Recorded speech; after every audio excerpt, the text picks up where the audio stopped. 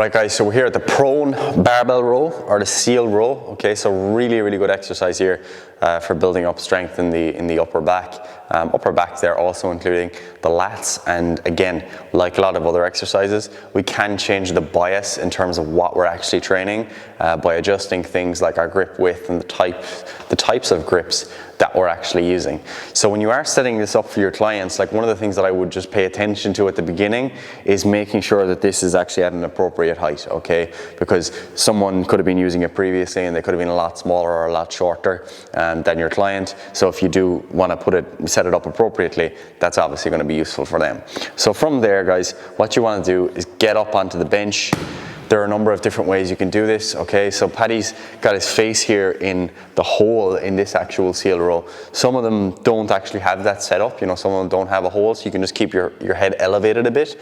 But one of the things that we like to do here, especially if you're working with stronger individuals, is to actually start to use your legs to support you. Because in this position, if your legs were just straight, then what ends up happening is as you start to pull and you're using really heavy weights, you're being pulled in this direction, okay? And the legs can start to fly up because you don't have any support.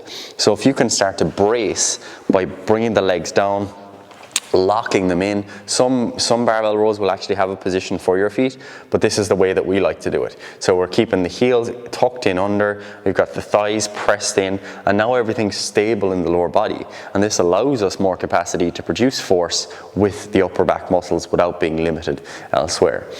So from there, guys, what you're going to do, or have your clients do, is take a grip width that, you know, is appropriate for your goal. So if you're trying to really bring the elbows nice and wide as you're pulling up, then you're going to have a wider hand grip. As you do that, elbows are out wider, more of a challenge here on the scapular muscles, and with the elbows being further from the body, the lats aren't going to be contributing quite as much, or at least not those lower fibers that are really responsible for that shoulder extension.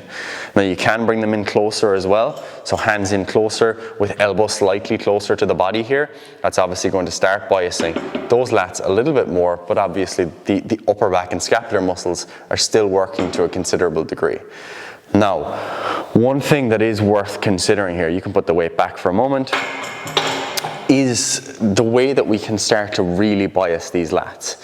So one of the kind of problems that you might encounter here, if you're really trying to get someone to keep the elbows close to the body, you know, and do that type of row where it's more of a lat bias, is that it's really difficult to do that in full pronation.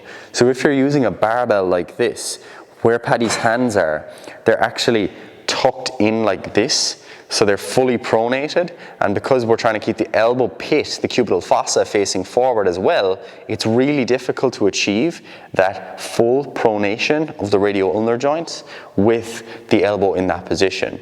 So either he's really forcing that joint into an uncomfortable position, or he's going to have to keep the elbows wider. So one thing that you can do to remedy that is actually adjust the grips that you're working with. So firstly, you might have a bar in your gym, a football bar, that actually has grips like Paddy's doing there. So it might be semi kind of supinated, so it's kind of somewhere in between where there's angled bars, or there might be straight options that you use. You can also obviously just use dumbbells where you have more freedom of movement. And that can be quite a comfortable way to do this exercise, but obviously you generally don't have the setups required to be able to do dumbbells on a bench like this. So if you do wish to use dumbbells, you can get 2 boxes either side and place the dumbbells on those. But one really nice way to do this, guys, to get more freedom of movement is to use additional handles. So if you've got handles in your gym that you use for your cable machines, especially if they're quite robust, you can actually attach these to the barbell.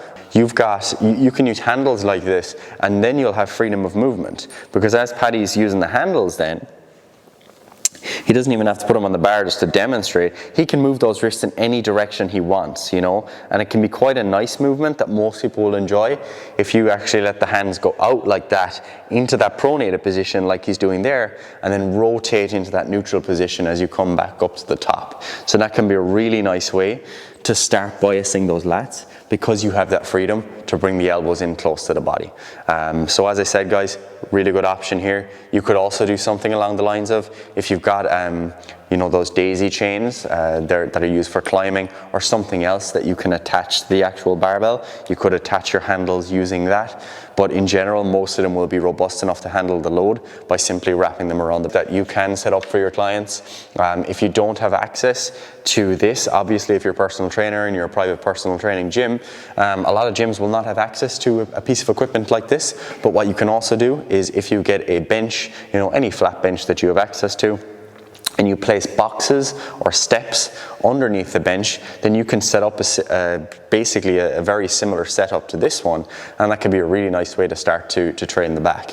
One of the big benefits of an exercise like this versus something like a bent over barbell row is that Paddy doesn't really demand much of the lower body here. He doesn't demand much of the lower back. So we can start to focus on having a really stable position, training the upper back without these guys being limiting factors. Because you know what you don't want is to have a client that comes in, let's say, and maybe they could be post total hip replacement, or they could have, you know, a previous hamstring strain or something like that, or they could have quite a bit of low back pain, and they're coming into you and they want to train their upper back, they want to build strength in the lats, and if the only option we have for them is a bent over barbell row, then we're going to have those other variables as the limiting factors, as opposed to the actual upper back strength. So if you have access to a piece of equipment like this, or some sort of machine that has a restraint for the actual chest level, that doesn't demand them to be using all their posterior chain muscles, then that could be a really nice way to start to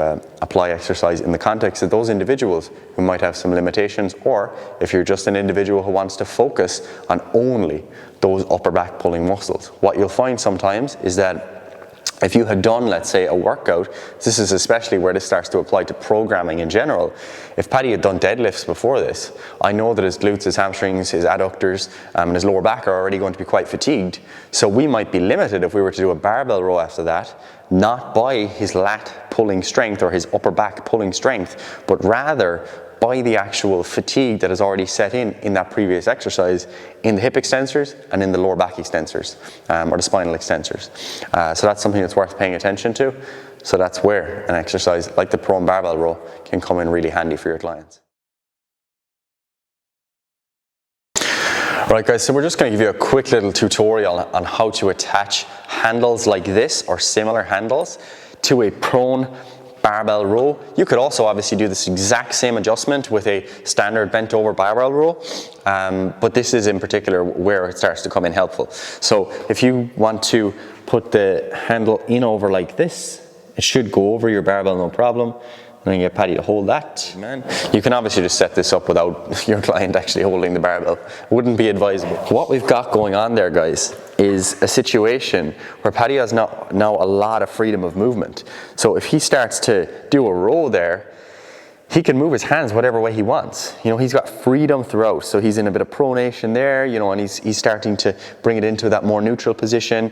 The elbows can just go wherever they want because the wrists can go wherever they want. And he has so much more freedom now because he's not limited by radioulnar joint mobility. So this is how you basically set this up, guys. And if you want to know some more of the rationale why this would be useful, see the other video on the seal row or prone barbell row in general, and that'll give you some more information about the actual rationale for this application. But that's how you set that up, guys. As I said, you could also use this for a basic bent over barbell row. The only thing I would say here is that it is worth paying attention to the tempo of the movement, because if you start to swing this weight around and you're lifting real aggressively, it can slip, you know. So it is a good reinforcement tool for those clients who have the tendency to just kind of swing their weights, because you have to stay controlled here, because you have to keep that tension on the handle for the weight to actually stay in place. So keep it controlled, you know, and that's just one way of doing it. And just do be mindful as well that when you are setting this up,